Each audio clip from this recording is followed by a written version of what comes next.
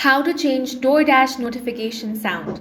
First of all, launch open the DoorDash app on your device. Make sure to log into your account. Now tap on the Me button at the bottom right corner of your screen. From here, tap on Settings. Now scroll down and tap on the Notifications option. Here, you want to make sure that all of these notifications are toggled on. So go ahead and toggle it on one by one. Once you do that for all of this, then you can simply exit out of the DoorDash app, then head over to your settings. Here, you want to scroll down and tap on the apps option.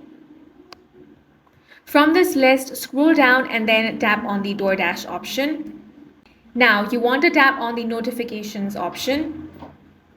Here as well, you want to make sure that you have toggled on the option for allow notifications. Then you can tap on the notification category option. Now pick a category that you want to tweak. After that, you simply want to choose your desired ringtone from this list. And once you do that, you can simply back out, and in this way you can change the notification on DoorDash. And that's it for this video. If you found it useful, make sure to hit the like button and subscribe for more videos like this.